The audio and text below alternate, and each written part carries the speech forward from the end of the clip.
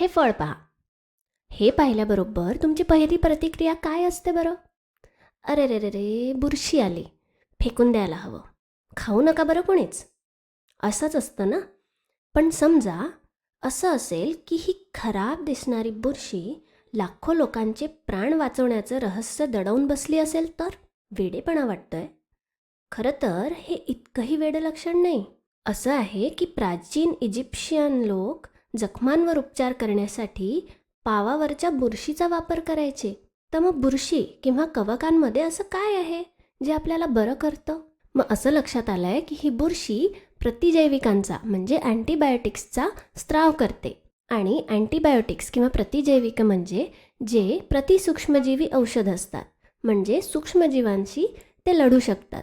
म्हणून मग प्रतिजैविके वापरून आपण जीवाणूजन्य संसर्गांपासून स्वतःला वाचवू शकतो किंवा बरं करू शकतो.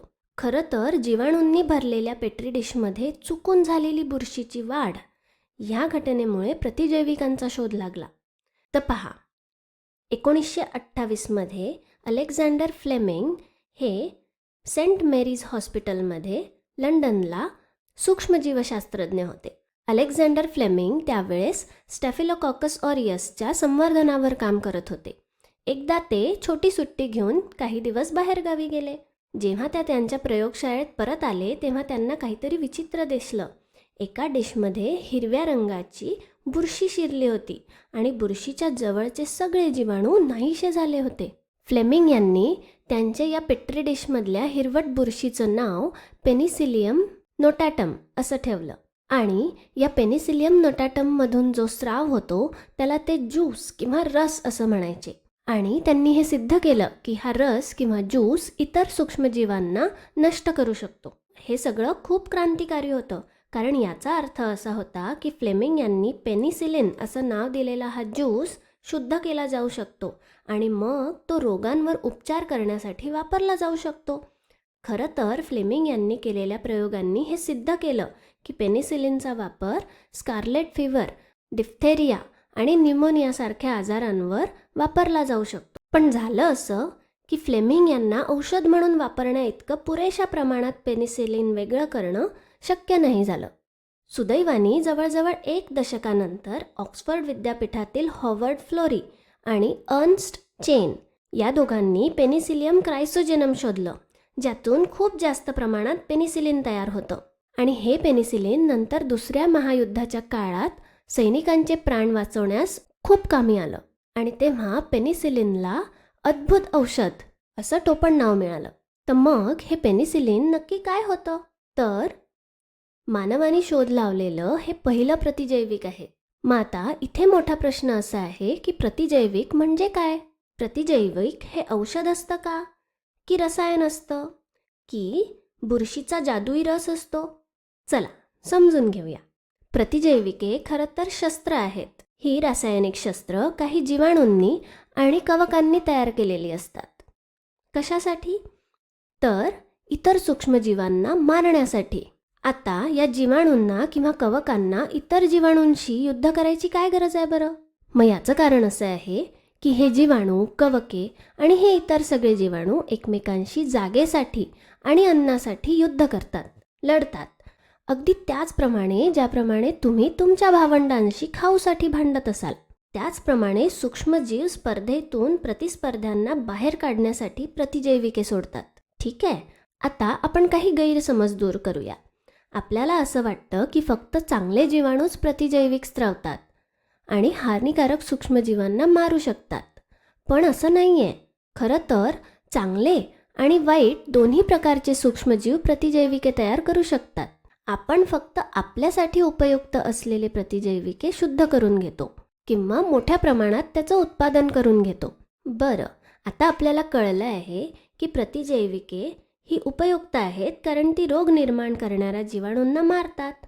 पण ही प्रतिजैविके कार्य कशी करतात बरं?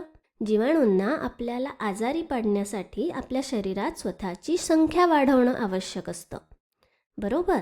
पण प्रतिजैविके ह्या जीवाणूंची वाढ रोखण्याचं काम करतात. आणि ही वाढ रोखण्यासाठी ही प्रतिजैविके ज्या पद्धती वापरतात त्या मात्र वेगवेगळ्या असू शकतात. आता पेनिसिलिनचंच उदाहरण घेऊया.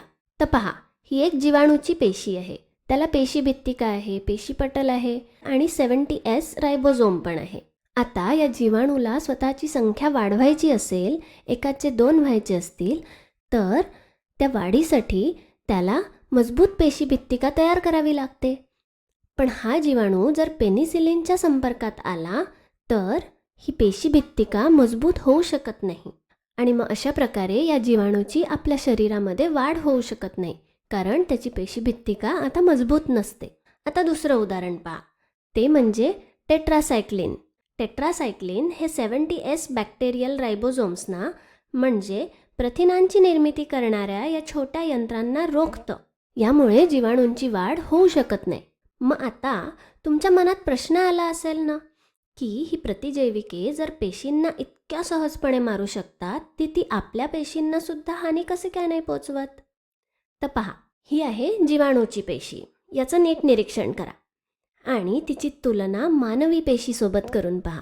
तुम्हाला या दोन्हींमध्ये फरक ओळखू येत आहे का? पहा, या दोन्ही पेशींमध्ये खूप फरक आहेत. या दोन्ही पेशींचे जे भाग आहेत ते एकमेकांपासून अतिशय वेगवेगळे आहेत, भिन्न आहेत. मानवी पेशीमध्ये पेशीभित्तिकाच नाही आहे. तसंच इथे 70S रायबोझोम आहे, पण मानवी पेशीमध्ये 80S रायबोझोम आहे, बरोबर? त्यामुळे आपण जी प्रतिजैविके वापरतो ती स्मार्ट शास्त्रज्ञांसारखी असतात. ती प्रतिजैविके फक्त अशाच गोष्टींना हानी पोहोचवतात ज्या शत्रूकडे आहेत, पण आपल्याकडे नाहीत. तर समजा पेशीभित्तिकेवर पेनिसिलिनचा हल्ला होणार असेल तर काही हरकत नाही, कारण आपल्या पेशीकडे तर पेशीभित्तिकाच नाही, बरोबर? तर अशा प्रकारे प्रतिजैविके आपल्या पेशींना मारू शकत नाही. ठीक आहे. आता प्रतिजैविकांचे 2 प्रकार असतात. एक म्हणजे विस्तृत कार्यक्षेत्र किंवा ब्रॉड स्पेक्ट्रम असणारे आणि दुसरे म्हणजे मर्यादित कार्यक्षेत्र किंवा नॅरो स्पेक्ट्रम असणारे प्रतिजैविक.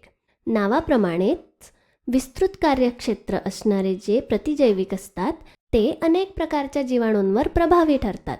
पण मर्यादित कार्यक्षेत्र असणारी प्रतिजैविके काही विशिष्ट प्रकारच्या जीवाणूंशीच लढा देऊ शकतात.